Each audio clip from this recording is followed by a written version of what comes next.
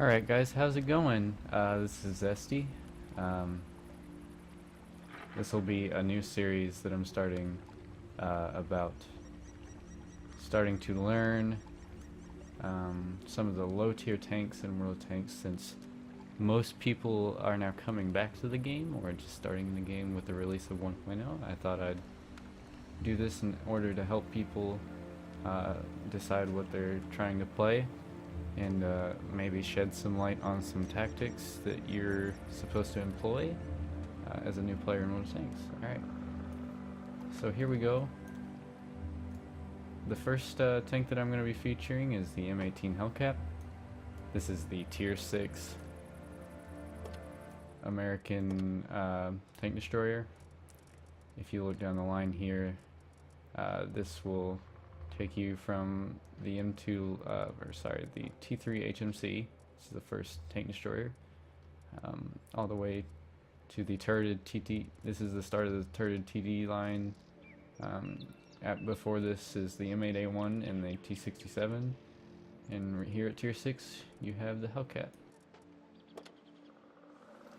So the Hellcat in World of Tanks is not historically accurate. It has basically the Jackson's turret and the Jackson's gun, so it gets a sweet 90mm gun.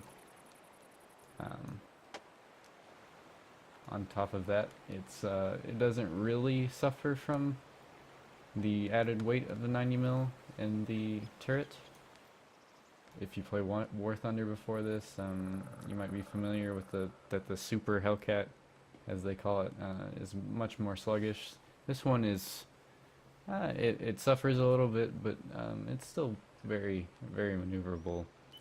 Before they recently, and when I say recently, it was probably a year ago now, they changed this tank, maybe longer than that, and now it is not the absolute monster that it was before. It has worse gun handling and worse traverse and acceleration and things like that. But enough rambling, we're going to go on and get to the stats of the tank. So we're here in the garage, and a lot of helpful things will be in this drop down menu right here. So we're going to go to firepower first. For the 90mm gun, you get an average damage of 240 alpha. This is standard for pretty much all 90mm guns in the game, 240. 160 average pin on its standard AP rounds, which is very nice for the tier. I believe it is one of the highest pins at its tier, besides maybe the Swedish tank destroyer. It has an average rate of fire with my loadout of 8.74 rounds a minute. So this is with Case of Cola, Gunrammer, and Brothers in Arms. I obviously have a very skilled crew in this tank. If you look on my Watt Labs, I will have probably around 300 games in this tank, maybe more. The turret traverse is a very slow 17.82 degrees a second. Whenever you really need to turn the turret, you should also be turning the tracks of the tank to help you with that. It has an excellent gun depression of -10 degrees, and that's, as far as I know, all along the tank except for the rear. It has an excellent aiming time of 1.53 seconds. However, that gets destroyed by the soft sats of the tank. If we were in anything like Tanks GG, we would be able to see that the tank just gets neutered when it's trying to turn the turret, turn the tank, move the tank. This will get way worse. The dispersion is 0.31, which is okay. It's very good for its tier for having the amount of alpha that it does. And with my loadout, it has 2100 DPM, which is very, very good for its tier. The only thing that compares is probably the T3485M, which we'll see how much that is actually. It's got 2500. whereas some of the other tanks in this line have about 2,000. So it's on par with the T-34-85 and the T-34-85 Rudy. The T-34-85M is just a straight up better version of these two tanks. Anyways, going to armor, we have 570 hit points, which means in a equal tiered game you might get 3-shot, and that's going along with how many 200-ish alpha guns there are. And with 12 millimeters of armor all along the tank, you aren't going to be blocking anything. Your best bet is bouncing something off the mantlet, and even that's not that common. I'm not sure how thick this mantlet is, but 76 millimeters of armor at the front of the turret and 31 at the side. But 127 here, apparently. I'm not sure how that works out. I don't know what it's talking about. It might be this part, it might be this part. But I don't know. The Hellcat is an open top turreted tank, so Artie will wreck you. It will already wreck you with your ridiculous armor, but if Artie lands a shell in here, you're dead. Sorry. For mobility, we have a 21 weight, 21 tons, 460 engine power. You can bring this up with consumables like gasoline. I don't really recommend it. Some people have put it to good use.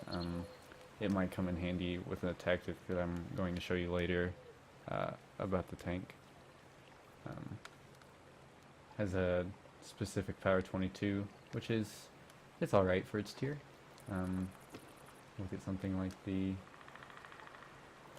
T-34-85, it has a much better specific power. So I compare these two tanks a lot because they are basically the best tanks at their tier. Have an average a top speed of 72 kilometers an hour, which is very fast. You rarely see this though, as I said, with the soft stats kind of butchering it. You'll only really see 72 going downhill, but usually you get around 50 kilometers an hour on flat ground. A traverse speed of 33.42 degrees a second, which is, oh god, is it slow. For comparison, the 40 degrees on the T-34-85 is pretty common for tanks at this tier, around 40. So if you think these are okay, this is going to be much worse.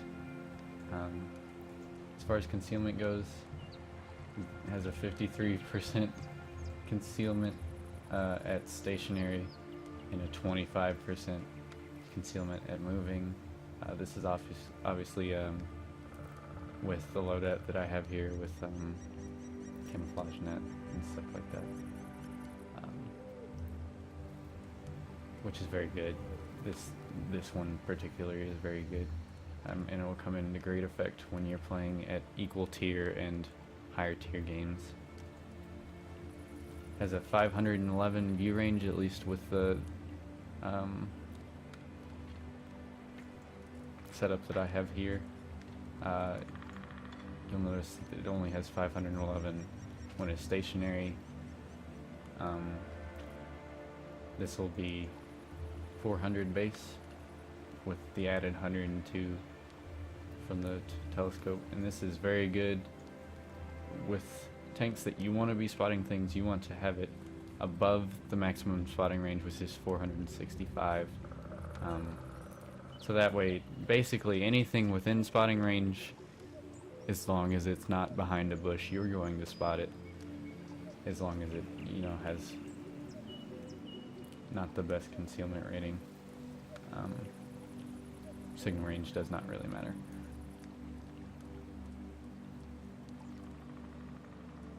Alright, now I'll be talking more about the loadout that I'm using.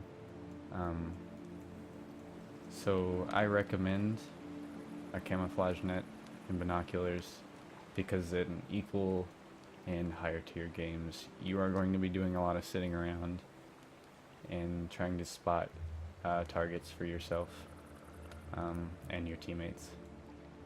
And it's generally considered that you will always mount a gun rammer on any tank that you're going to play. I can't think of any exceptions. You always want a gun rammer.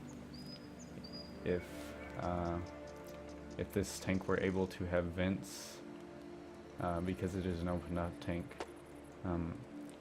might be better than the binoculars because it will boost the spotting range a little bit.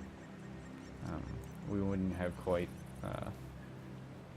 465, but I think it would be worth it just to boost the stats of all the other things about the tank. So obviously this is fully decked out with everything on it. So for ammunition loadout, I like this split here.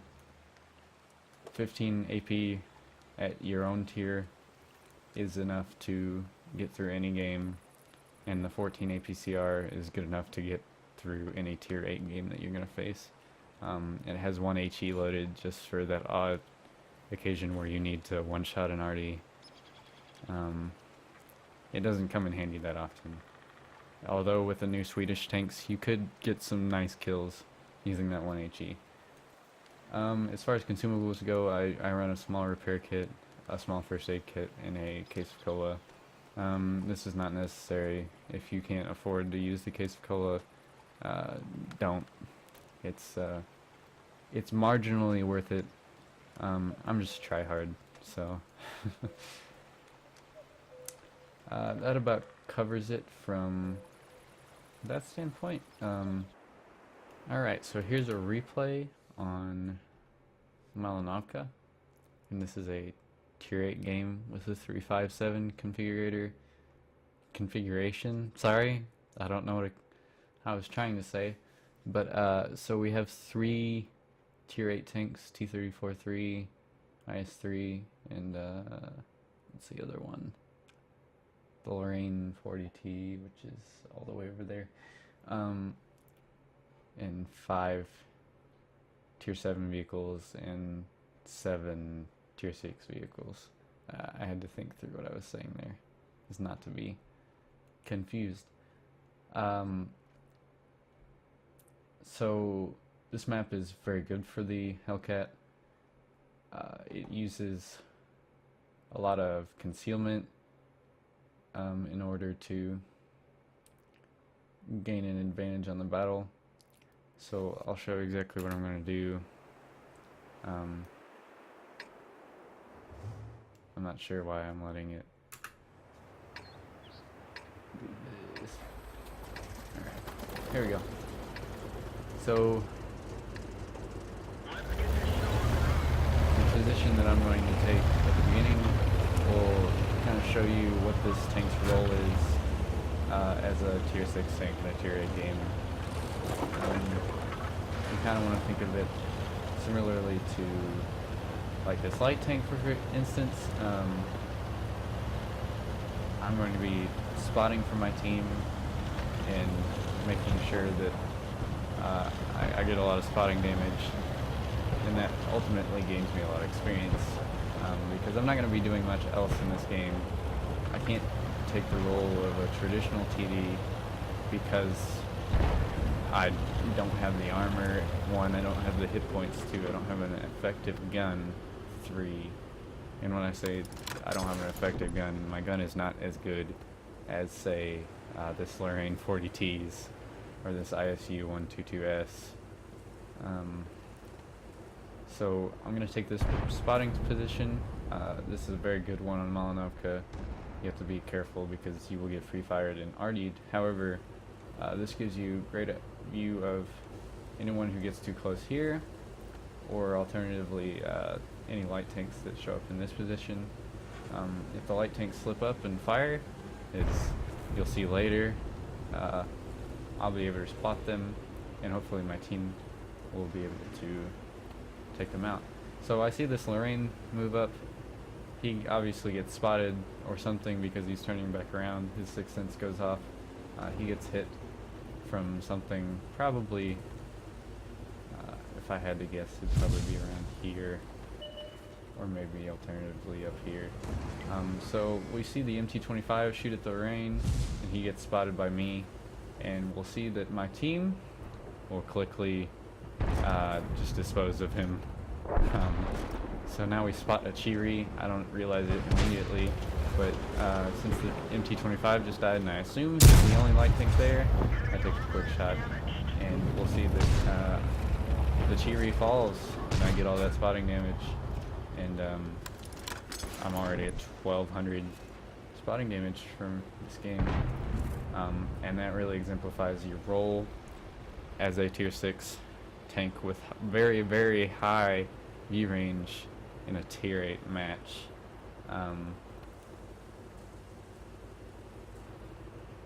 There's not much else to say about that. You can't really expect to sit behind everyone in this tank and still do damage in a low tier game, in a high tier game, because it's simply not going to happen. You can't wait for your team to die like a Swedish tank would in this game. Sorry, Swedish TDs are just bad.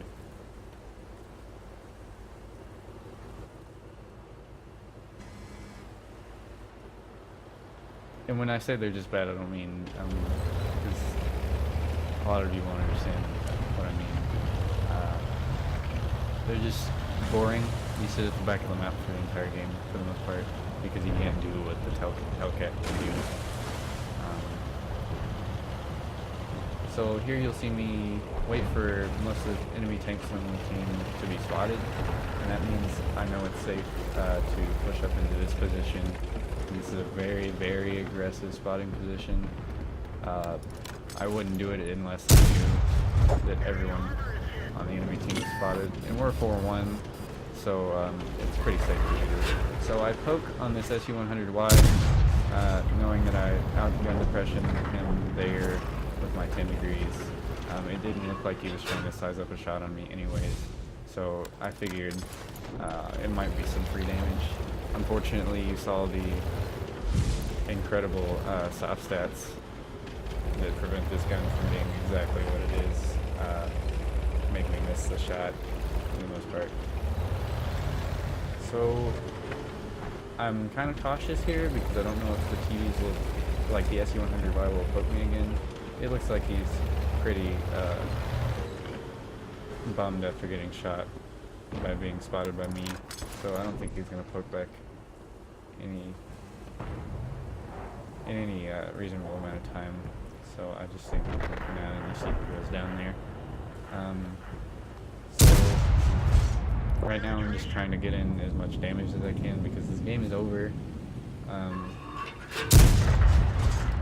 I see that I critical damaged the mutts here. He's out of my render distance right now, but I can still see where he is on the map. You can see with the line that it's lined up perfectly on him, and there we go, I'm hitting him. That shot goes a little off. I don't do any damage to him, but I think I kept him locked in place there, and he fires out of frustration at some random bush, I guess. Here I spot an Artie and a Nasshorn who probably moves, because I don't think I would be able to spot it otherwise. You saw there that the Hellcat is not good at all at shooting on the move. I don't recommend it at all unless you're about the range that I am with this M44, as you see the shot connects. I'm content to just sit here and shoot somebody because there's only 2 enemy tanks on the team and we know exactly where they are.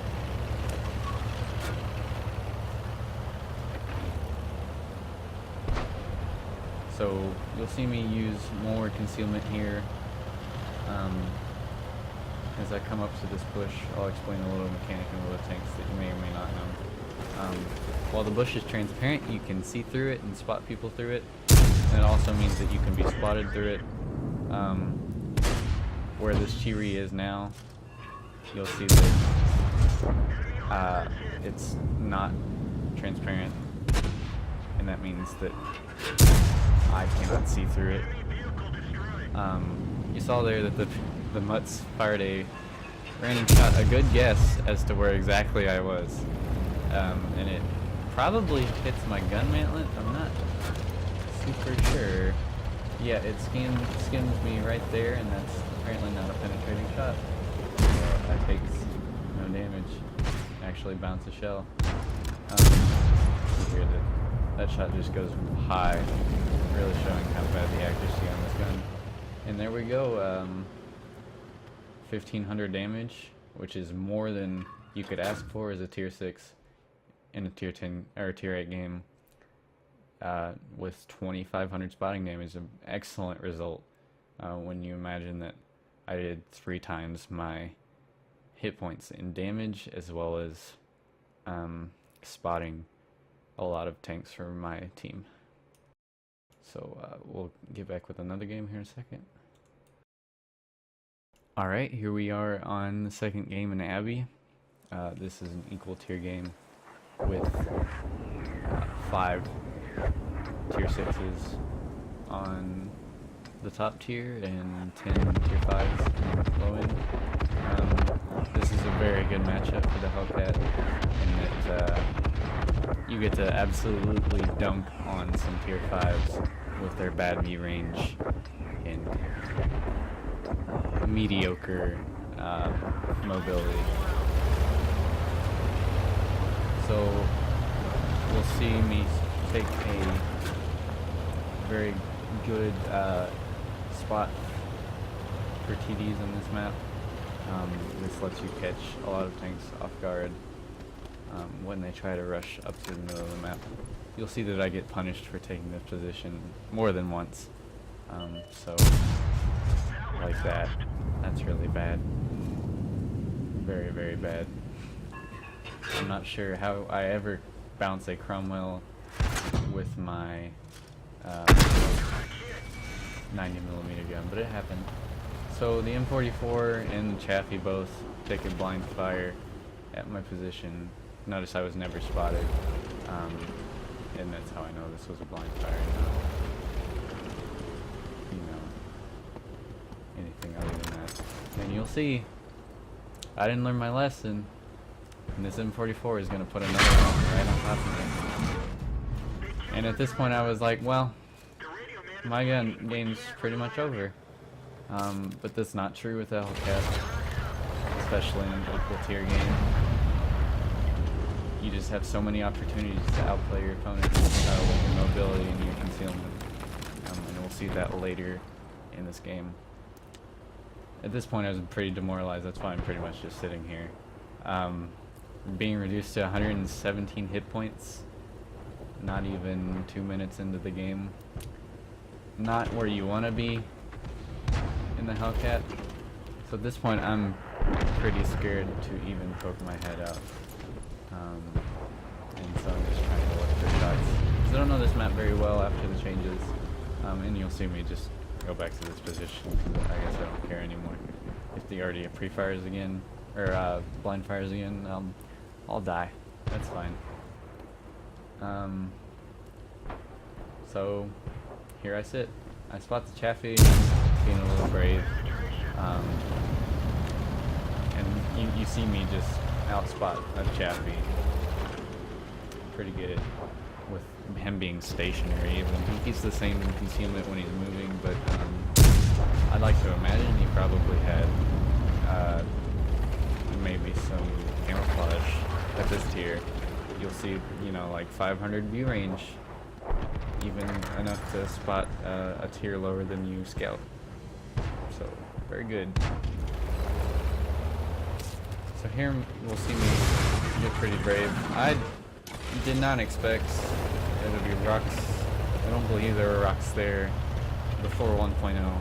I'm glad I just didn't die right there. I took 8 damage and lost my tracks. So that could have been very bad. Out of all the mistakes, that would have been the worst, probably. I think I was okay with being blind fired twice if I didn't just like wreck myself there. So I go up here looking to take a very aggressive spot. I see that these guys are pushing along, and from the middle you can get very good shots on these guys. I get spotted here after taking out that stug with a nice roll, 230. It's lower than average, but it could have rolled much lower. So here we'll see. I don't think these guys can spot me from here, which is why I'm shooting at them. I'm not sure how the trees work in front of them. But this guy doesn't seem to be looking. He's looking at the M7. I'm pretty sure I'm not spotted here. But we'll kill this Jackson. Goodbye. The Jackson is just a worse Hellcat in this game. To be fair, your armor doesn't count for anything. You get better gun handling, I believe, and just better accuracy. But I don't think it's really worth it sacrificing the concealment and mobility that this tank has. So, see me move up here trying to spot the Churchill, which was moving up. I spot this T-67 maybe a little too late, but you'll see that the gun depression on this thing is really good, and I'm able to shut him down. Right here is really sketch because I could just die here from this Churchill or this Artie. I was fully prepared to die here from Artie, but he misses. Hooray us.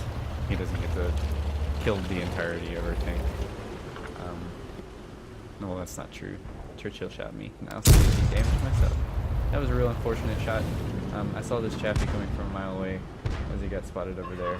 But we'll see that the excellent speed of this round at this tier at least is very good, especially with the APCR being very, very fast.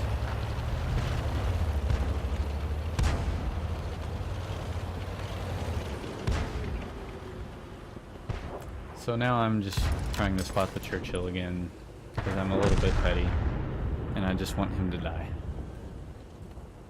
I'm very cautious right now, being on 38 hit points. So I hope you'll understand me just sitting here. Had I known exactly where I pretty much have no excuse because I know where the most of the tanks on the enemy team are. So I'm going to push down in the middle here, hoping that the Churchill is not in a position where he can spot me. I don't think he could anyways. So you'll see me go here. I was hoping to flank the KV-1, but then I got scared of the Churchill 3 being right there. You'll see me take a shot at the KV-1 there, putting around nicely into his side, and getting spotted in return. This is a very risky play here. I just thought I could get the drop on him, being at this low tier. Unfortunately, I can kind of flex my superior, I don't like to say that, but superior knowledge of the game. You'll see that I didn't get spotted by this KV-222. Which is odd. His view range is very, very bad. Tier 5 premium tank. So you'll see me take advantage of the Hellcat's just amazing, amazing view range here and concealment against these two Tier 5 Russian heavy tanks who have just the most awful view range at this tier. So I'm pretty much concluding that he's not going to be able to spot me. He's going to try to go to the edge of the cap circle, and you'll never spot me. So I wait to get in stealth, I shoot him, reset the cap. He doesn't even move. I take him out of the game. And I'll do the same thing with this KV-1. Not even have the binocs up, spot him, wait for my camo net to go up, and end his suffering. It's absolutely not fair how good the view range and the camo is on this tank. You just have to know how to abuse it.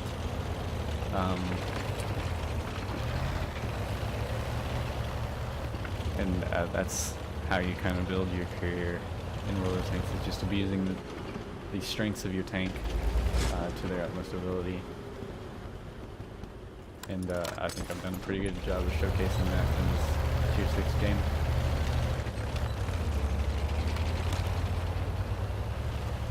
Right now you'll see me kind of worry about where the Churchill is. I load HE because I think I'm going to run into the RD. That's not going to happen. The Churchill 7 is coming up on the cap, and I really don't want to chase down the Churchill 3 and the RD being on such low hit points, so we both decide to cap. This is a smart decision in most cases, because you don't want to end up costing your team the win just by being greedy, and I'm not really in a position to be greedy at this point, so I'll just speed this up. We cap. Don't see any sign of the Churchill 3. Maybe he went AFK or he crashed or something, but that was that game. That'll probably conclude the replays that I'll show, but I'll wrap this up in a second. Alright guys, so here we are back in the garage, wrapping up the M18 Hellcat video. So what we learned in this video is, while not showcasing the greatest games I've ever had in the Hellcat, we showed the average sort of thing you're supposed to expect when playing this vehicle. It's very fast, has excellent view range and excellent camo, has an excellent gun. You saw how fragile the tank is in the second game, taking 2 hardy hits and being reduced to a fifth of our health. I hope I did a good job of showcasing exactly how you're supposed to play this tank. Let me know what you thought about the video. Give me some feedback. I hope you don't mind the cuts that I'm going to make. It just helps me keep a cohesive thought, because I'm not good at doing that in the first place. So, yep, I'll see you later. Let me know if you want me to make more. And I definitely will, because I have nothing else to do with my life. Depressing voice signing off, I guess. Bye-bye.